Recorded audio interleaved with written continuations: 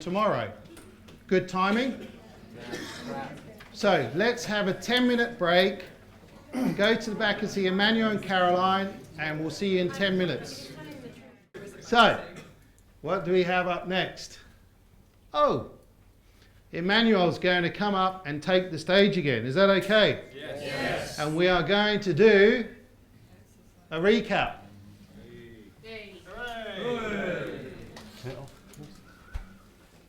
Okay, so serviced accommodation. In a nutshell, it's a way for you to increase your profit on any kind of property. So what is it in a nutshell? That's all it is, a new system of how to increase the income from your property. So most landlords have basic buy-to-let properties where they get maybe £200 a month cash flow. Yes? Yes. HMOs give you between £600 and maybe £1,500 a month cash flow. Yes? Yes. So this is a way of getting other properties that don't have to be HMO, that you can actually take 1, 2, 3 bedroom apartments and make them very profitable. And if you have your own properties, your own buy-to-let, you can increase the profitability of that. So we're going to teach you a system that's going to take you from a normal buy-to-let or a HMO and increase the income. Good or good? Yes. Okay, so do you think you've learned something today? Yes. We're going to see in a minute, because I'm going to ask you all to do something. I'm going to ask you all to get up in a moment, and I want you to get up as the rows that you're sitting in. And I want you to go to the back of the room, and I want you to start teaching the people next to you what you've learned today from all the different flip charts that we've actually covered today. And it's going to be 10 or 15 minutes where you're going to recap, because we're here today for you to learn. Who to learn? Me. For you to learn the information. The way that you do that is by actually doing, not just listening. So today was about giving you tools and activities so you actually ingrain the information. So in a moment I'll ask you all to stand up, but in your rows you're going to go around the room and find the different flip charts that we've actually put up, and you're going to educate the people in your row. Is that okay? Yes. And then we're going to play some music, and then when you come back we're going to go through a question and answer session. So once you hear the music, can you come straight back and sit down so we can actually do the last session? Is that okay? Yes. Everyone get up, please. Go to the back of the room in your rows and actually start going around the flip charts. Thank you.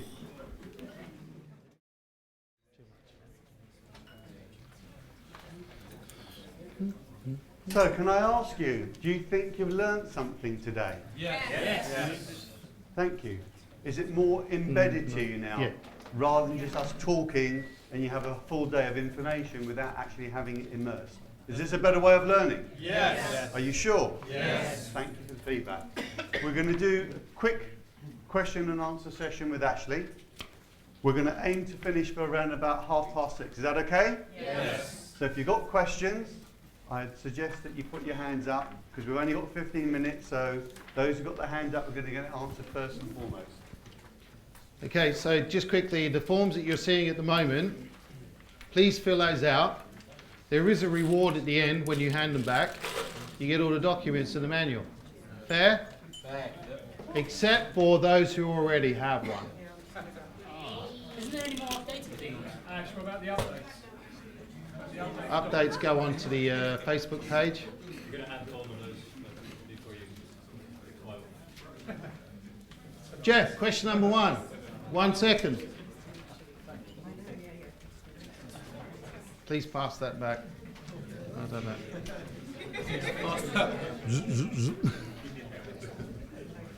Quiet, guys, please.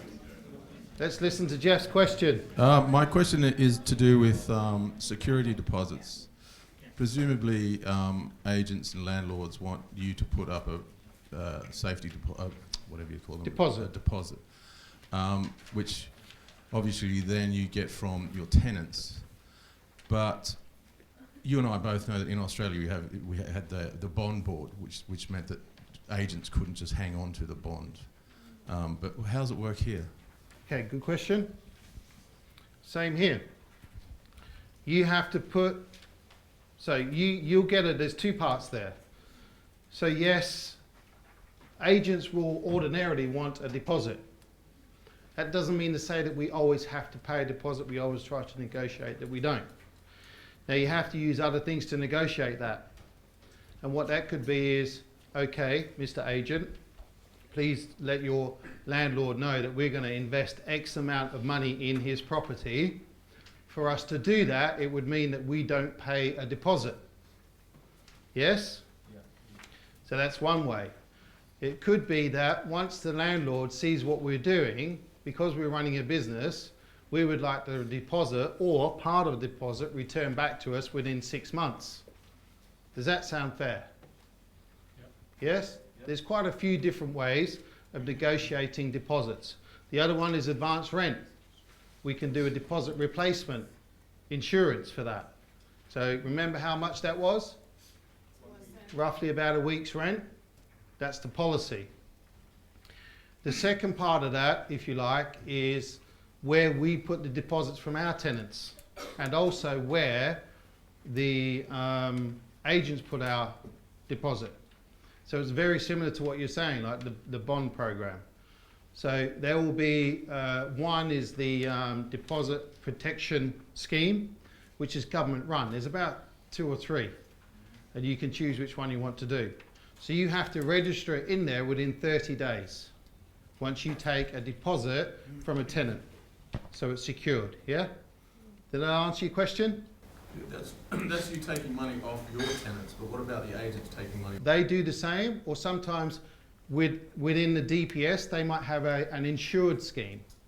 So they actually keep the money, but it's insured by the DPS. What's the DP? Deposit Protection Scheme. It's a government organisation. Actually, I don't know why everyone trusts the government, but that's the way it is. with you saying about the fact that you can choose which ones, just be a little bit careful. I discovered the other day that TDS, the discrepancy service, who do deposit guard through the RLA, will not allow you to protect a deposit if you are not on the land registry. So just check that out. It was in no uncertain terms, shall I say. They weren't willing to give compromise or find me an alternative product. It was a flat no. But as Ashley said, the DPS were quite happy to. Thank you for that. DPS is the chosen one that I use and what most people use. Again, just to reiterate, your deposit must be registered with them within 30 days. Next question. We'll start at the back first. Sure. I'll work my way forward. I need a walk. Jamil. Hi. I just wondered what the best way is when you're going in to visit agents to build credibility when they ask you if you've done it before or how long has your company been existing for. So Good question. I like that one because we do this every day, every week. And bottle of whiskey, yeah. That's Jazz's way of doing it. Unless he's drunk it before he gets there. So, how do we build credibility when we don't have a lot of credibility? We don't have a company that's been running for 12 months and we don't have any numbers.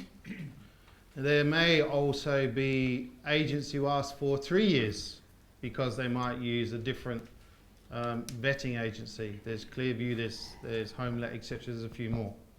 They're all slightly different on how they cover the vetting procedure. So what we need to do, you need to be completely upfront with agents. You need to say, hi, I'm Ashley Banfield and I have a company that I've set up that's been running for a couple of months now. It's fairly new. Now here's a little tip. What I would say, and what I do say with my students to get over this, and it gets over it very quickly, is I will actually personally guarantor the company, the rental. So I will be a personal guarantor for my company. Yes, understand? Yeah. Good. Keep in mind that if you want to be a personal guarantor and the rent is $2,000 a month, you'll need about 30 times that in income, which is how much? 60 grand a year. If you don't have that, you need to joint venture with somebody who does. Now, yes, some people are thinking that's a bit scary. It's not scary if you have the right JV with somebody. Napa would still probably be homeless, I doubt it. He may be jobless, and I know now that he will never go and work for somebody else because he's too used to the life that he's created for himself. But he would not be where he is now if it wasn't for joint venture partners. So you can use those. It's not a problem if you can't cover it yourself.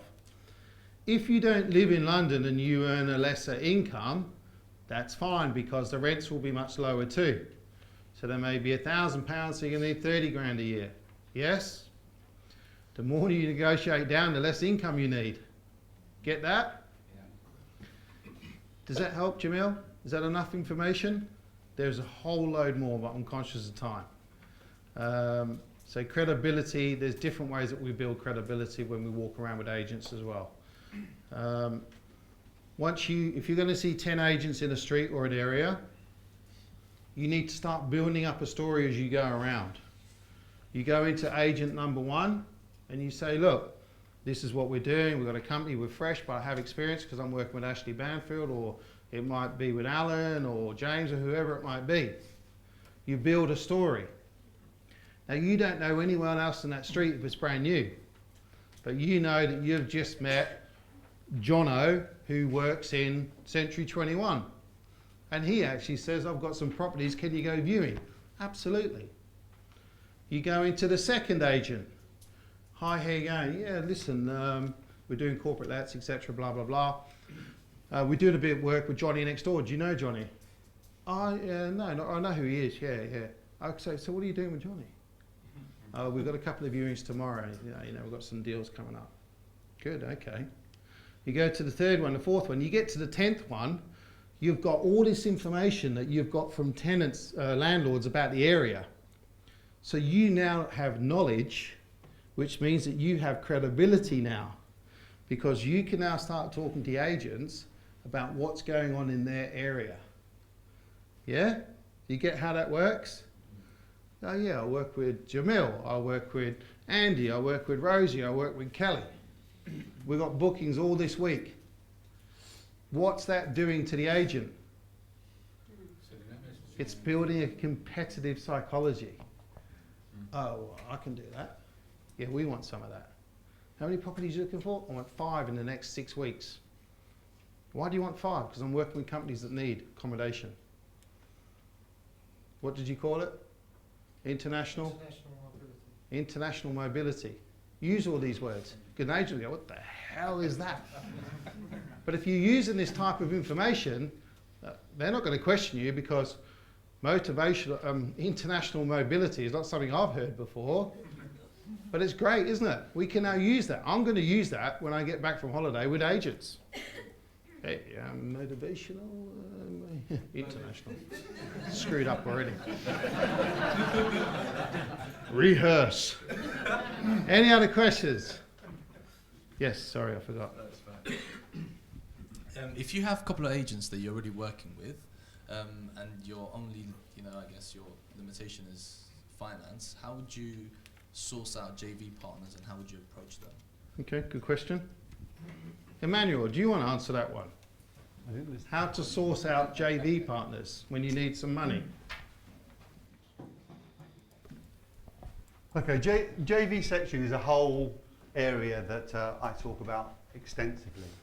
But most people tend to do JVs the wrong way.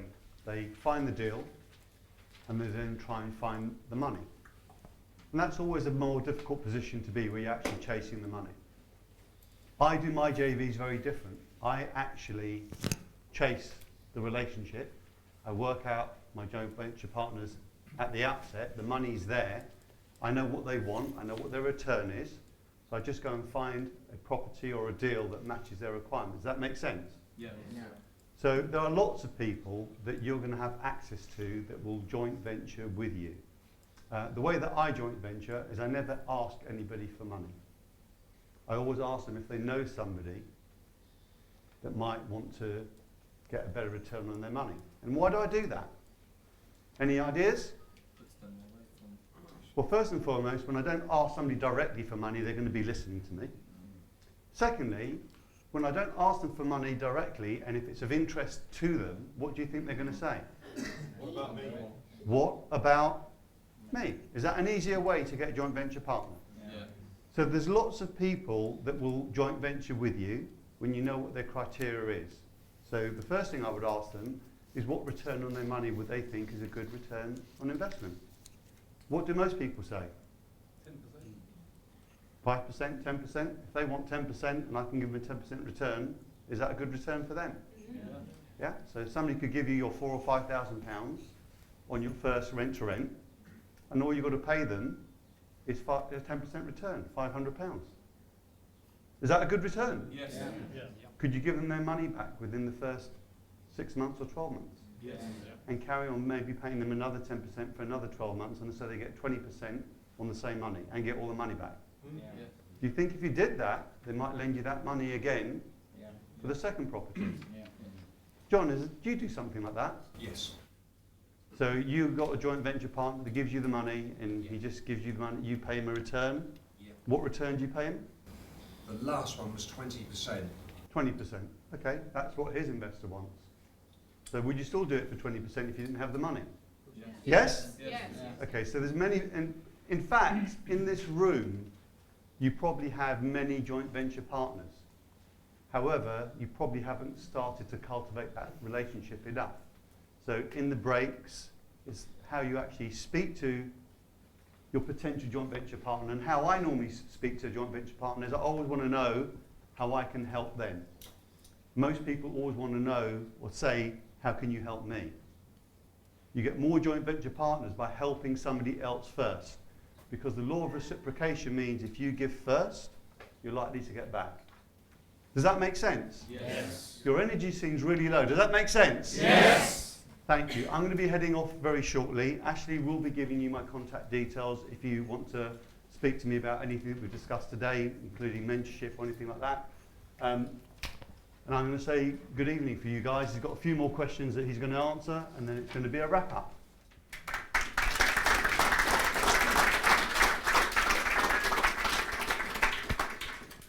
Right. Any more questions? Let's do a couple more, shall we?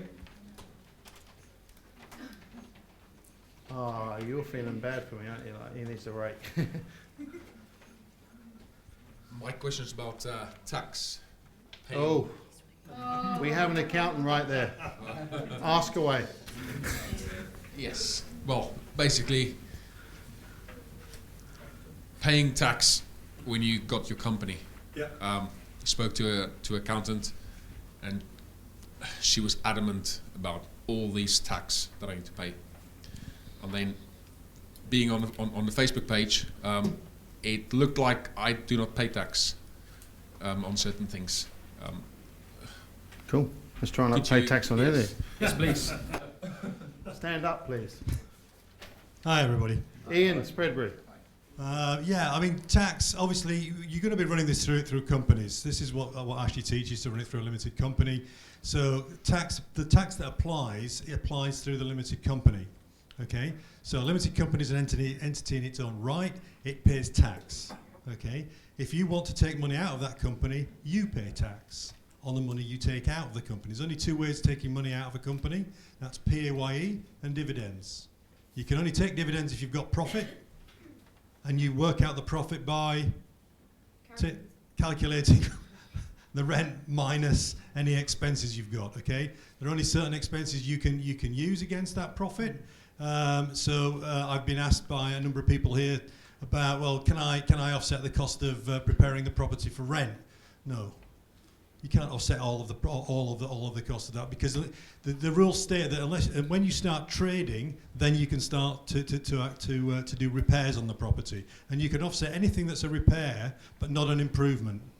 What about replace? Replace, yeah, you can replace things, but again, if it's a technical way of dealing with it. So if you're replacing something and it's before you actually start to trade in the property. Okay, so when do you start to trade in the property? When it's tenanted and you've got rent coming in. Yeah. So until that point, well done. Until that point, you're not trading. So you've got to be careful. There's a timing in this as well. You know, so if you're preparing a property for rent, then it's a moot point whether it's actually repairs and replacement, or replacement rather, or it's actually putting money into the property and it becomes an asset effectively of the property. So it's a capital situation. Does everybody get that? Help? Yeah. So in terms of lots of taxes, you know, the only taxes that you pay is on the profit that you make in the company. That's 20% at the moment. It's going down to 17% over the next few years. And then obviously dividend taxes you pay depending on what tax band you're in. So if you're already in a job and you're taking PAYE, then, you know, if you're already in the top tax bands, then, you know, any income you get out of rent to rent will be top slice to that. Okay? So it will be taxed in the top tax bands. So yes, there's tax to pay, but, you know, we all want to earn as much as we can out of this, so we're all looking for a high amount of tax to pay because we'll be able to pay it, which is great. But there are tax efficiencies that we can talk about. And he's going to. I got the big shepherd's crown. He loves tax. It bores me. Who would like a really? Thank you, Ian. Thank you. Who would like a really